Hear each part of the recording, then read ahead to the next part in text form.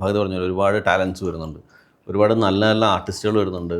സിനിമയിൽ നിന്ന് ഇപ്പോൾ എൻട്രി എളുപ്പമാണ്, നമുക്ക് പ്രൂവ് ചെയ്ത് കഴിഞ്ഞാൽ, അല്ലെങ്കിൽ ഏത് മീഡിയയിൽ കൂടെ പ്രൂവ് ചെയ്ത് കഴിഞ്ഞാൽ എൻട്രി എളുപ്പമാണ്. പക്ഷേ ഭഗതിൻ്റെ സമയത്ത് പോലെ ഒരു കാസ്റ്റിംഗ് ഇത് കഴിഞ്ഞിട്ടൊന്നും അല്ല ഇവർ ആരും വരുന്നത്. ഇവരൊക്കെ വെല്ലുവിളി ആവാറുണ്ടോ? അയ്യോ ഇല്ല, എല്ലാം ഭയങ്കര അടിപൊളിയാണ്. അവർ നമ്മുടെ അടുത്ത് പുതിയ ആൾക്കാരുമായിട്ടൊക്കെ ഞാൻ വർക്ക് ചെയ്യുന്നുണ്ട്. അപ്പോൾ അവന്മാർ വന്നാൽ തന്നെ നമ്മളോട് ഭയങ്കര സ്നേഹമാണ്, ഭയങ്കര റെസ്പെക്റ്റോടുകൂടി, ഭയങ്കര സ്നേഹത്തോടുകൂടി. എന്നാൽ നല്ല കമ്പനിയാണ് ഞാൻ. അത് നല്ലതാണ് സത്യം പറഞ്ഞാൽ. അപ്പോൾ നമുക്ക് അവരുടെ അടുത്തൊരു ഗ്യാപ്പ് ഉണ്ടാവില്ല. എന്തെങ്കിലും സാധനങ്ങളുണ്ടെങ്കിൽ അമ്മമാരായാലും പെട്ടെന്ന് ഇപ്പം ഞങ്ങൾ ഈ ഫുക്രു തന്നെ നമ്മൾ ആടിൽ ഫുക്രു വന്നായിരുന്നു.